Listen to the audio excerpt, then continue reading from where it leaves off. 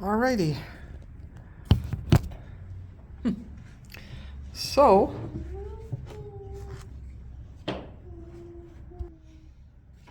okay. So so we did what? Nine, which is life is sacramental. Is that what we read for today? Okay. So let's take a look first at the two readings, Psalm 95, 1 through 7, which says, "O come, let us sing to the Lord. Let us make a joyful noise to the rock of our salvation. Let us come into his presence with thanksgiving. Let us make a joyful noise to him with songs of praise. For the Lord is a great God and a great King above all gods. In his hands are the depths of the earth, the heights of the mountains are his also. The sea is his, for he made it, and the dry land which his hands have formed. O come, let us worship and bow down. Let us kneel before the Lord our Maker. For he is our God, and we are his people of his pasture and the sheep of his herd." Actually, sheep of his hand, which I would prefer herd, but okay. So what did you hear there? What did you hear in that passage?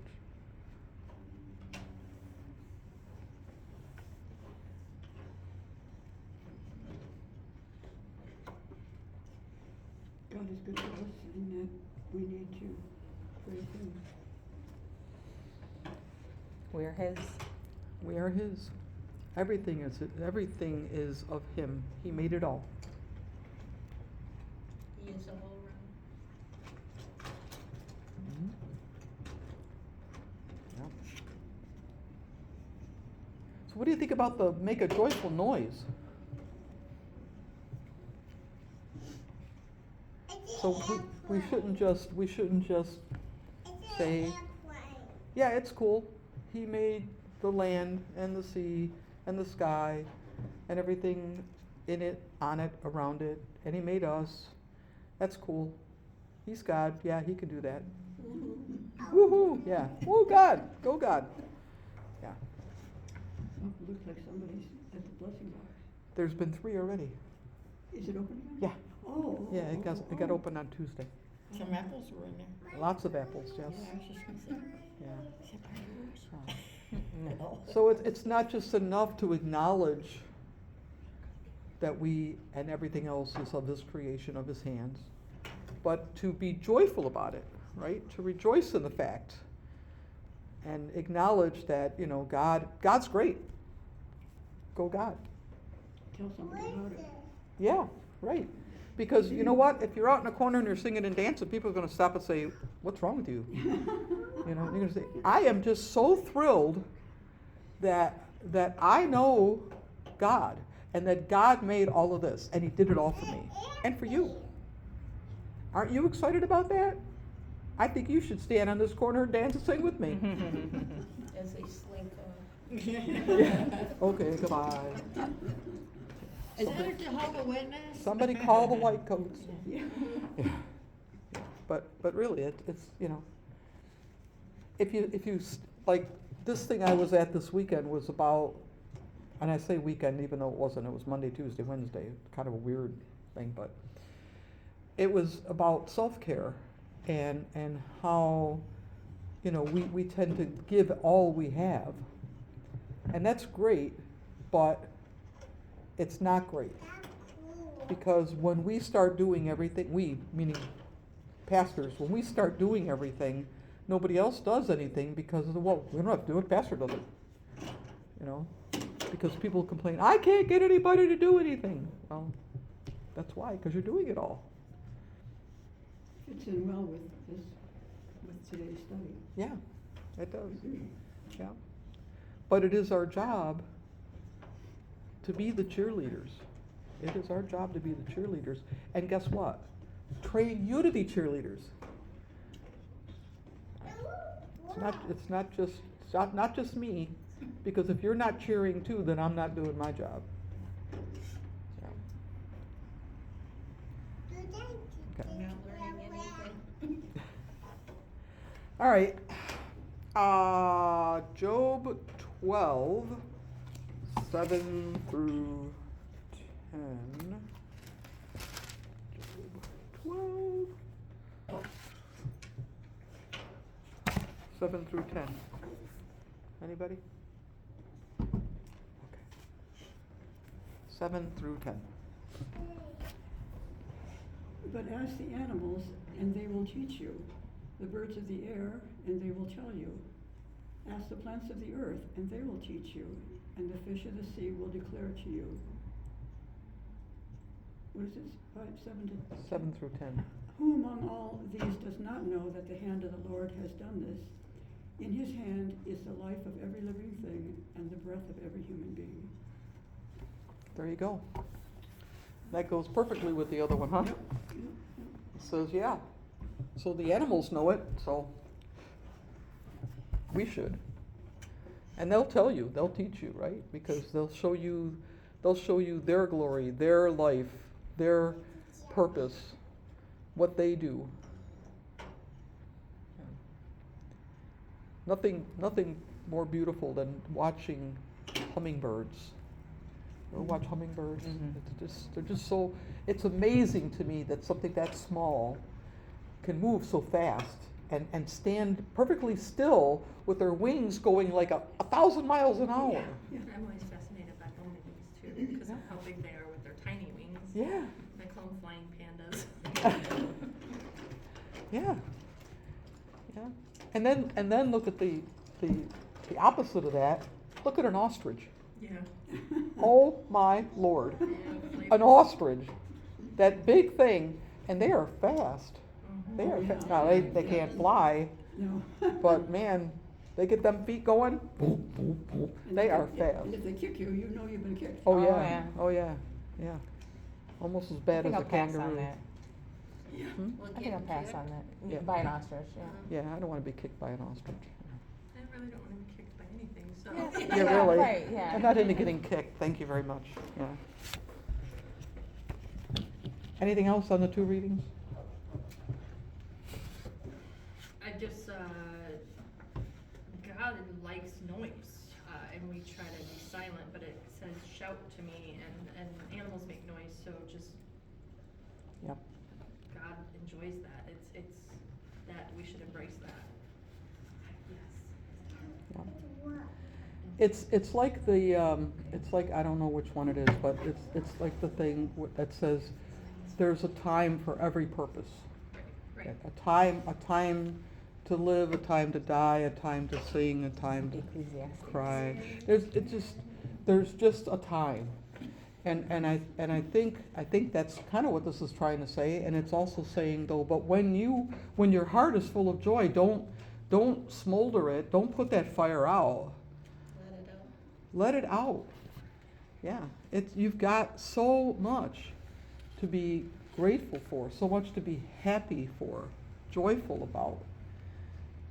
You know, everybody's got problems. That's the human condition. But if you stop and look at how blessed you are, your problems are, I like to say, a pimple on an elephant's butt. Ain't Interesting nothing. analogy, that's like better than the aardvark last week. There you go. Gary and his aardvark. Yep. So, okay, so we have here, think about the 5 most precious times in your life that you treasure as holy. That you treasure as holy. What are the stories about them and where did they happen? How many took place outside of the church sanctuary? So it's kind of like moments where you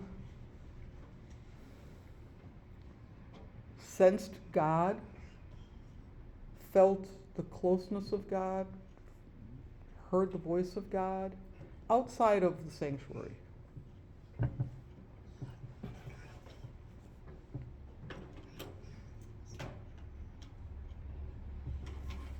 Where? Yeah, where and where did it happen? What's the story behind it? I remember one very specific example, like, cause I talk to God a lot in my mind rather than prayers. I just have regular conversations like you and I. Mm-hmm. But water is like my solace, and I remember I can go there to reflect and just calm down, and I like to be alone just because it's so calming and I can take it all in. I was up in Petoskey while Heather was at a conference, and I had never found a Petoskey stone, and I was standing in Lake Michigan, or the bay, or whatever it was considered technically, and I just remember looking around, and I'm like, I'm never gonna find one of these rocks. It's like a diamond in the rough unless I buy one. And I remember looking at the water and just kind of almost in a meditative state saying, be still and know that I'm God. And I looked down and it was right at my foot. It was, and I felt like a presence at that point. And you don't get that very often, like, cause you wanna experience it and you're desperate sometimes to experience it. And some people never do, and I feel like that moment I felt like something different. So that was definitely one of the moments. Awesome. I was gonna say, if you really want a Petoskey stone, come over to our house, because we had a whole bucket full and we just dumped them in with the Yeah. rest of the stones. I like to take a rock wherever I travel, and I just happened to stop the water that day, so yeah. Yeah. Yeah, some of those beaches are pretty picked over. Yeah. Oh, yeah. Kinda gotta wade in a little bit. Yeah. Anybody else? I had one where wasn't in church. My best friend, actually, like my sister, cause I'm an only child, so, my friend Karen, and had a hole in her heart. And they were going to fix it and never ever conceived that she was early 60s, that she was not gonna make it, you know. And another friend of ours called and said, sit down, you know, she didn't make it. And I told Gary I wanted to go look at water, because water was a big thing for me too. Yeah. And we went over to Metro Park and looking out at the water, and the sun came through the clouds, and it was just like I heard this, she's with me. Oh, wow. You know, I felt it in my, you know, but just the way the sun came down and I just looked in the water, I was just bawling. I mean, I couldn't hardly stop, and I just saw that, and I just heard that in my head, and that's my biggest moment I think I had. Wow. And even though, I mean, I still cried and everything, I had peace, you know, because you don't know, that's just like, Yeah. Well, you do know, but you don't know. yeah, Yeah. you do, but you don't. Yeah. And it was a Beautiful. big moment, Yeah. Beautiful moment. I had two moments relating to the same child. I had a baby whose name was Agnes, and Agnes had a rather traumatic birth. She was born probably around, let's say, 30 weeks gestation, and her mother nearly died. She ended up getting like 18 units of blood and 7 units of fresh frozen plasma, and ended up with a radical hysterectomy, and they nearly lost her. And Agnes got sent to the downtown hospital for care, and the mother was at the auxiliary hospital. I don't remember what hospital it was, could have been West Bloomfield or something like that, Henry Ford. And she was there for days recovering before she could come to meet her baby. And of course she never met her baby because she was under in surgery and trying her life being saved and whatnot. And the dad came to meet the baby, and he was reluctant to touch her or hold her or anything. He was frightened, you know. And I encouraged him to parents in the NICU sometimes were real afraid to touch a preemie baby, but he especially was like in shock, you know, and I helped him settle in and hold his baby close to his skin, and for the first time, and then a few days later the mother came for the first time, and I helped her hold her baby for the first time, and it was really it was something. And they made it. Everybody made it.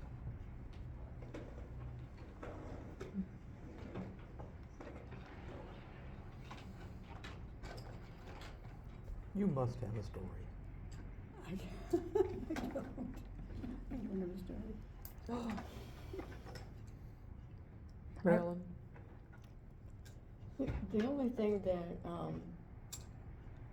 it's funny because I don't have those. I don't have that, like what you've talked about or you've talked about. But in everything that I've ever done, I've always felt like God was leading me. So it was like, you know, I mean, like we had a house in Texas, and we were in an area where houses weren't selling, and my husband was moving to Spring Hill, and he said, we went in November and we came back, he said, we gotta put the house up for sale right now, and I said, no, the holidays are coming. And he's like, but Marilyn, nothing sells, and we gotta be there by May. I said, no, we're not gonna sell, not till the holidays are over. We put the house up in February, it sold in 2 weeks.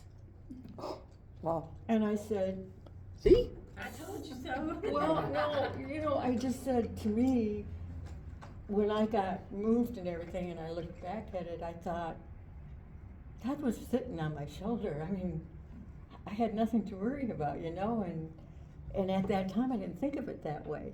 But then afterwards I did. Mm-hmm. And that's where it's been like ever since. We sold 5 houses since then, and it was the same procedures. So I kind of look at God as being present everywhere, not just special occasions or deaths or surgeries or anything, but everything. So that's all I have ever experienced. That's cool. There was one time when our matron of honor, she died of cancer at a relatively young age. She was in her 60s, and we put her to rest in the spring in a really pretty. She had a raku vase with an open. It had a cover, but it was an open cover. It wasn't sealed, so that the water and stuff could get in. And she was laid to rest with her parents, her sister, or somebody in the Our Lady of Hope Cemetery there on Allen Road. Yeah. So we left the little memorial ceremony. It was just us and her kids or something, just a few people at the gravesite. And we left and we were leaving, and there was a double rainbow. Now that's excellent. Yeah.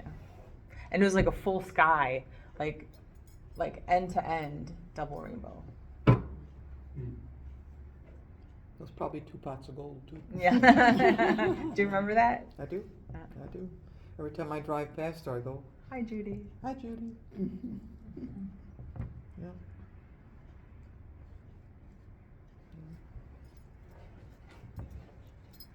Gary, you gotta have a story. No? I'm nothing like that. Well, but everybody's got a story. Well, just, I mean, the only thing I can think of was about 20 years ago, I had surgery done on my right foot, and one of those things where they kind of like broke it all down and put it all back together again, one of those deals. And so it took me a few months really to kind of come out of that. I missed about 3 months of work and all that. And I remember when I came back, that's when I was still working out, we used to call the big house, the big Chrysler complex that's off of 75. Mm-hmm. And it's one of those places where they always say that that's the second the second largest concentration of people in the United States, next to the Pentagon. Is there Wow. about 15,000 people in that place? And if you walk from one end to the other, it's like you go 2 miles. Wow. Yeah, it's, you try and walk that sometime, it's pretty good, but anyway, when I went back to work, you know, I wasn't, you know, in full throttle or anything like that, and, I was in one of those boots, you know, the tall. Yeah, yeah. The Yep. other walking casts in that, and where we had to park, and that, but you got this lot, you know, probably several hundred cars, 10 handicap spaces. What? Yeah. You know, if you didn't get there somewhere in the middle of the night. You didn't get one, yeah. And I thought, you know, I'm not gonna be able to walk from all the way back there, you know, I won't be able to do this at the end of the building. And it's maybe one of the few times that I actually, you know, I needed something. I needed some help with this. I needed a solution to the problem. And then, so I just started thinking about it, and I thought, what if one of those handicap spaces would open up, you know, just for me?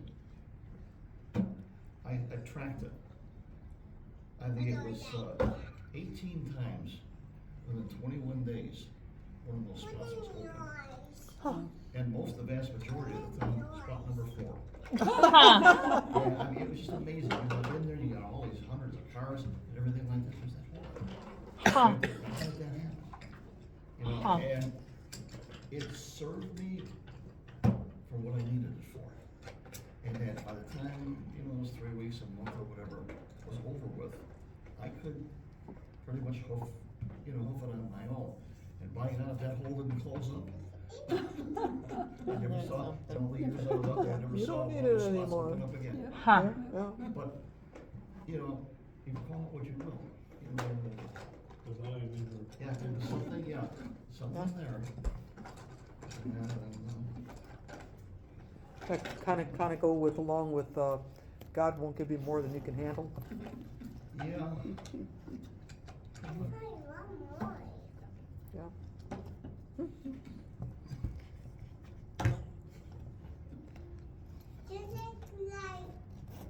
What's yours? Which one? Yeah. You know, today we were asked a question. A guy did a presentation on spiritual direction, and he asked how many people in the room. Now, mind you, it's all pastors in the room. Okay. He asked how many people in the room experienced God as a child, and then as a young adult, and then later in life. Okay. Well, there's quite a few older people in the room, actually. There's quite a lot of older pastors. So the majority, you know, a lot of them, hands went up at that point. But there was like 3 hands that went up in childhood. And his story was that he was raised Catholic, and his mom would take him to church, and he would do whatever he could. He would stand on the pew if he had to. He had to see the priest. He had to see what was going on up there. And it affected him in such a way that his family had this tradition where on Sunday afternoons they would all gather in the living room after an early supper and take a nap. And so he would lay on the couch facing the cushions, and he found himself rocking himself to go to sleep, saying, Father, Son, Holy Ghost. Father, Son, Holy Ghost. Crazy stuff. Crazy stuff. So, okay, nobody else wanted to squeal on themselves. When so I was raised in the Catholic Church, you know that. And so at 7, because back then you received your first Holy Communion at 7, we were being prepared for that, and you know, going through the catechism and all of that, and it's getting like really crazy because it was repeat. And May was coming, and that's when we would be get our communion, always on Mother's Day. Communion was always on Mother's Day, and confirmation was always on Father's Day.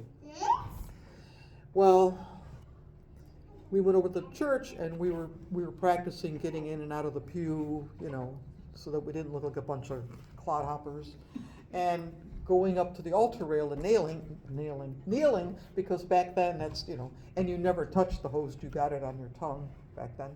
I'm talking many years ago, 61 years ago. And so we just kind of went in and out for like 2 days. And then on the third day, we actually went up to the rail, and Sister Marie DeLords, our teacher, came around with unconsecrated hosts to actually literally give it to us so that we could, you know, sense what it was all about. Because, you know, back then, you weren't allowed to chew the host. It had to melt on your tongue. God help you if you had dry mouth, because you're going to be like, you know, for 3 hours. Chalk dust. What did Yeah. chewing do? Huh? I wonder what chewing, what the reason for that was. I no idea. That's just, it's a mystery of the church. That would be the Can't answer. chew- Dave. can't It's chew a mystery. Jesus. Don't ask that question. It's a mystery of the church. Okay. So, Peeling it off the roof of your Yeah. mouth wasn't. and God forbid if you put your finger in your mouth, man, you're going to lose your finger. Okay. So, I'm like, you know, one of the taller kids, believe it or not. So I'm like later. And so I'm at the rail, and I'm like, okay, this is going to be cool, you know. And she comes to me and she says, the body of Christ. And I'm looking at this host. And the minute she put it on my tongue, I got this rush of heat, like somebody lit a fire on the floor, and it went through my entire body, and I could just feel my face flush. And at that moment, I knew that I was going to be a priest. And I was so excited. I couldn't wait for school to be over so I could run across the street to the rectory and tell Father Peter Oh, you're kidding. that I knew what I was going to be when I grew up. Oh, my. So I did that. I ran across the street, rang the doorbell. He comes to the door and I said, Father Peter, I know what I'm going to be when I grow up. He says, well, that's fabulous, my child. What are you going to be? And I said, I'm going to be a priest. And he said, you can't be a priest, silly girl. You're a girl. Oh, thanks a lot. Talk about having your dreams dashed. But that seed was planted on that day 61 years ago. Now, granted, it took me 67 years to get there, right? Because I didn't know better. But that's another story, right? I knew. When asked when did I first get a call, that's what I say. 7 years old. 7 years old. Yeah. And the other time was when my dad was dying. My mother, Kelly was on her way and made a wrong turn and ended up in Toronto. But I was there with my mother, and my mother was just freaking out. And I just said, it's got to be now. We got to end this now. Please take him.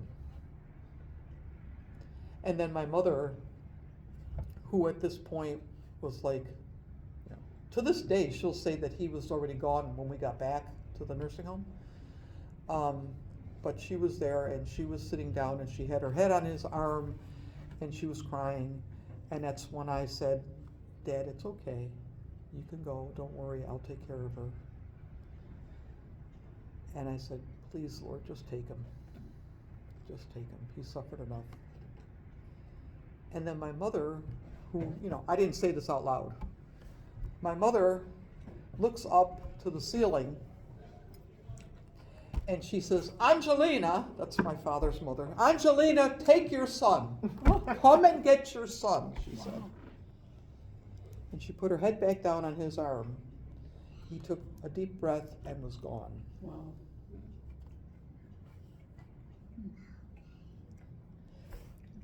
God works in mysterious ways. I know you've heard that for years, but it's true. We pray to God, we ask God for all kinds of things. We're not even aware that we're asking. Okay? We don't have to verbalize it. We don't even have to think it. God knows it before it even crosses our mind. But the power of asking is something. It's really something. God always answers. May not be the answer we want, may not be in the time frame we want, but God always answers.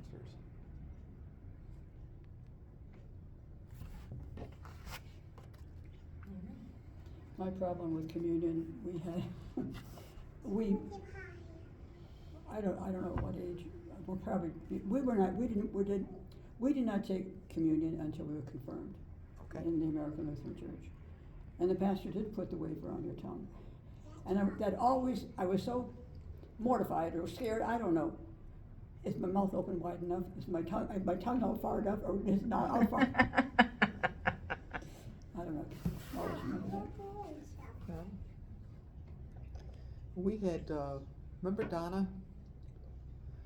Donna always came to communion and she'd go, and it was just like so hard not to just crack up, you know. She passed. Oh yeah, she passed away. Yeah. Things you remember about people, right?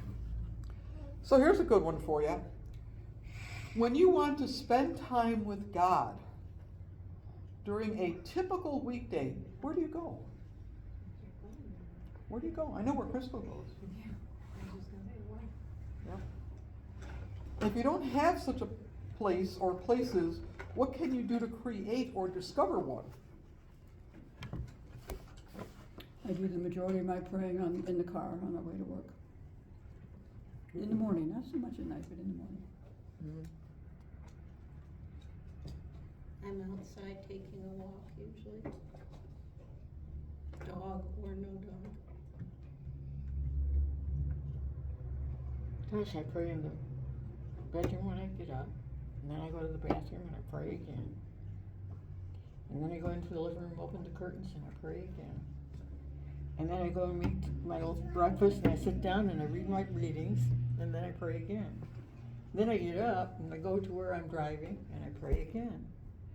And then I get where I'm at and I walk in and I pray before I go in.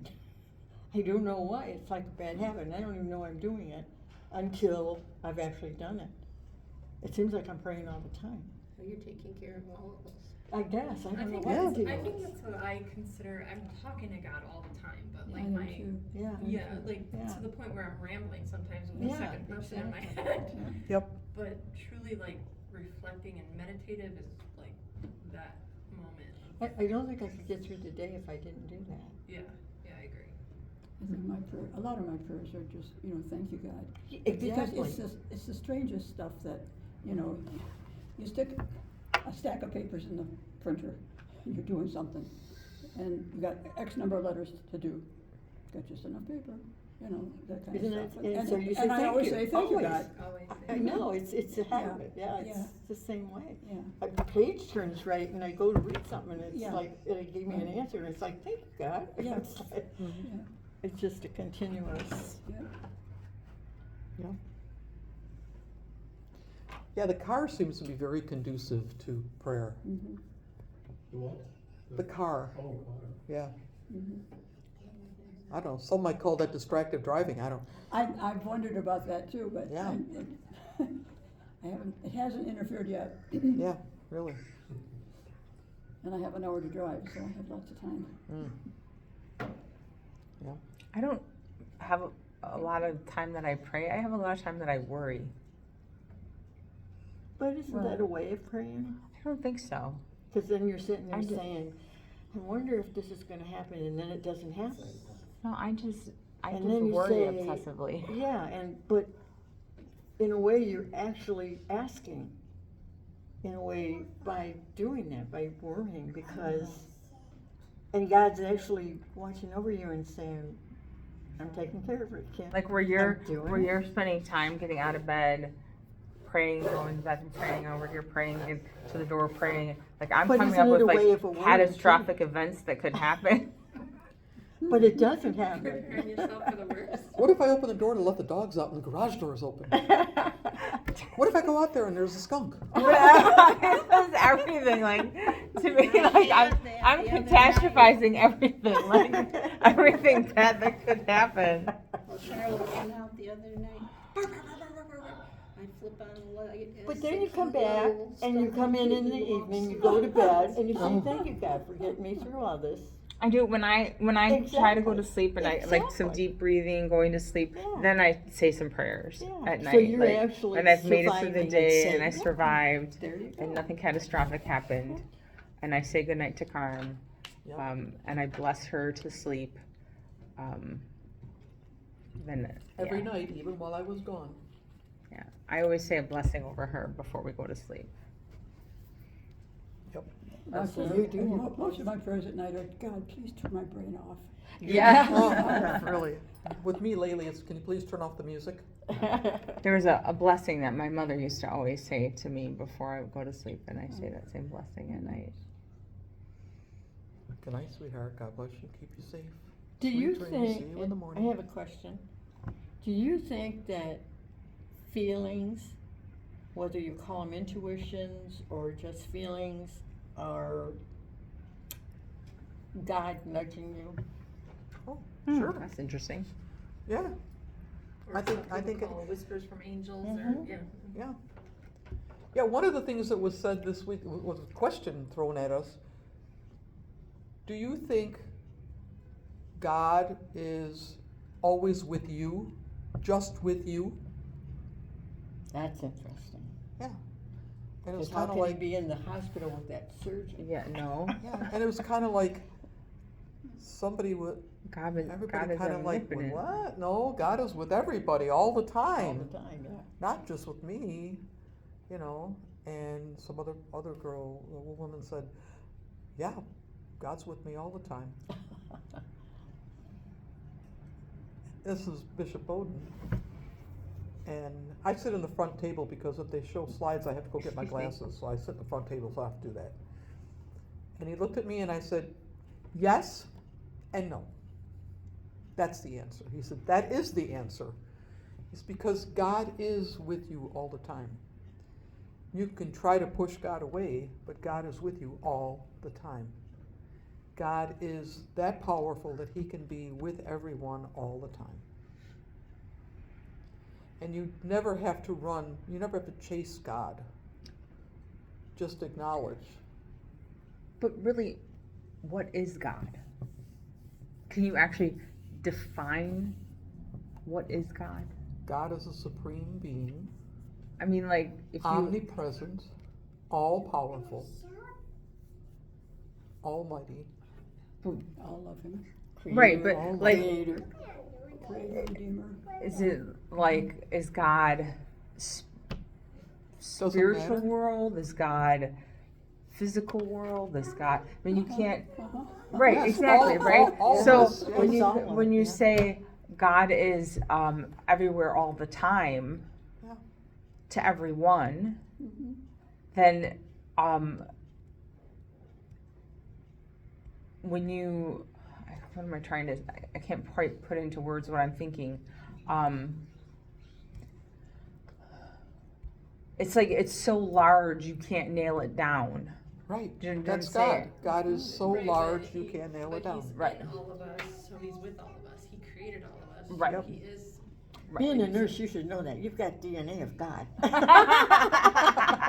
No, I know that. I'm just saying, like, it's so the concept, if you will, or the construct, if you will, of God is so large, like your brain can't hold it. My brain. You just Can't- have to believe it. Can't hold it all. But think of it this way. Look at the sky. Do you see a beginning and an end to the sky? No, because there's no beginning and end. Exactly. That's God. Right. There is no beginning and no end. Right. Yeah. The He same said he thing. was Alpha and Omega. Right. The alpha and the But, omega. beginning and but, end. in our mind, to be comforted, we need that physical presence. Yeah. We need that to say, We believe it because we can see it, not because we only believe it with our faith, okay? But we need that substance. Tangible. Yes, Yeah. and that's what struggle a And lot when of there people is a have. crisis, we need to believe that Right. God is focusing on us, Yep. no matter what's gonna happen. Yep. I was living in Tennessee, my daughter was here in Michigan, and she was 7 months pregnant. She was driving down the 94 interstate and somebody cut her off, and she was in a Ford Bronco. And at that time, old those Broncos. rolled. Oh, yeah, they rode nice. And real she nice. said, Mom, that car rode 3 times. And the reason I know that is because I said, oh my God, 3 times. But the thing was, I was in Tennessee and she had been there visiting me and came back home, and it had been a week. And I had the urge, I had to call her. Wow. I had to get a hold of her. And I tried, and of course her phone went to, voicemail. And I couldn't get a hold of her husband, I couldn't get a hold of anybody.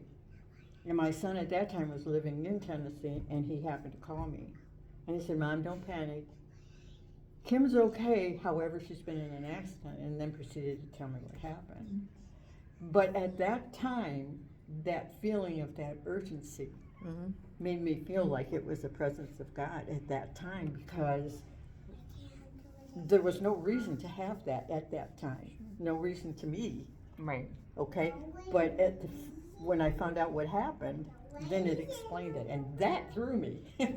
That threw me. Yeah. That's why I asked about if that was God nudging me, Yep. you know? What I do know about the nudgings, if you will, is don't ignore them. No, that's true. If your intuition goes off, don't ignore it. And when my granddaughter was born and she started to walk, she liked to do flips, and I told my daughter that was because she was in that car that rolled through. Yeah. She did her first flips in the womb. Yeah.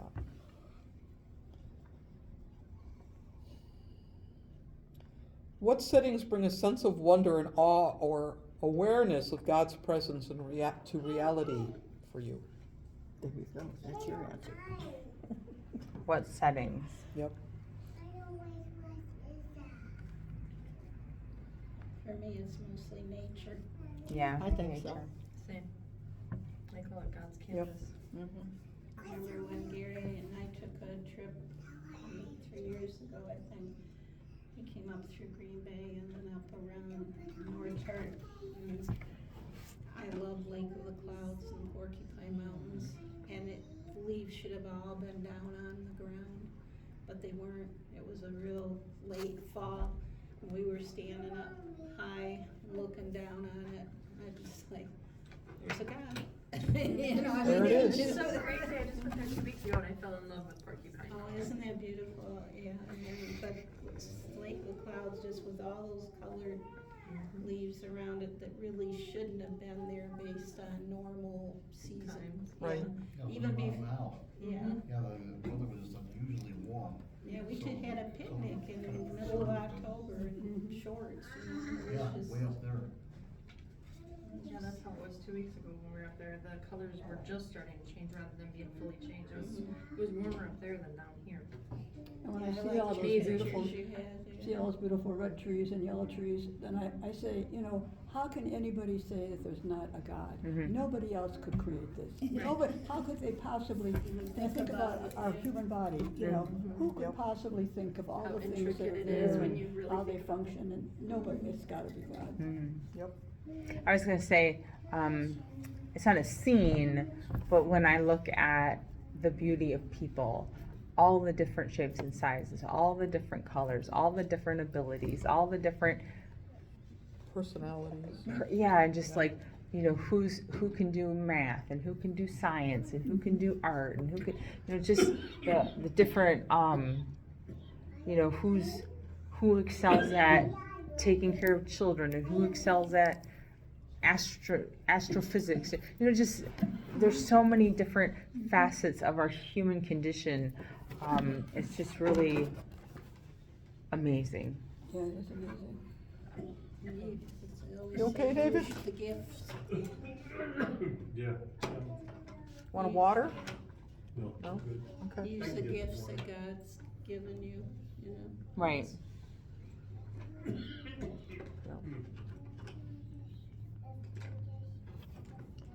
Yep.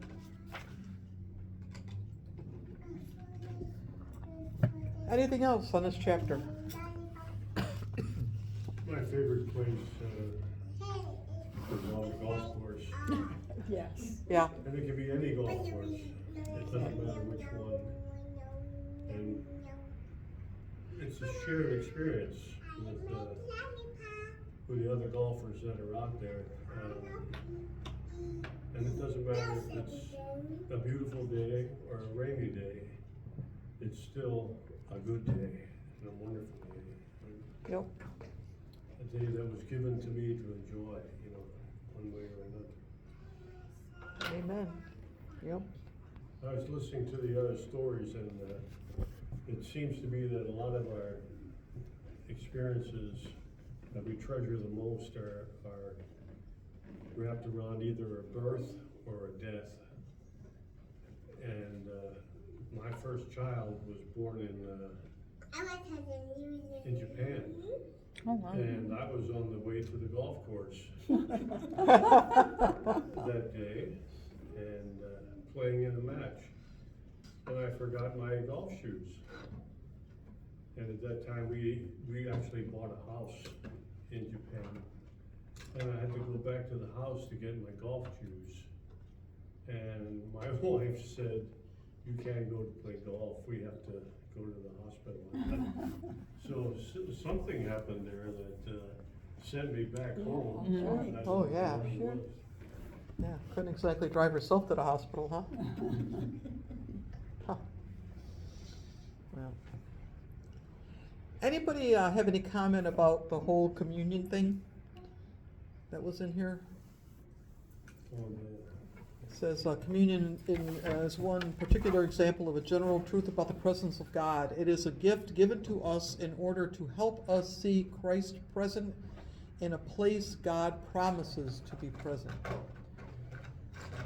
So, like the Catholic Church looks at transubstantiation, which says that the bread and wine actually physically change and become the body and blood of Christ.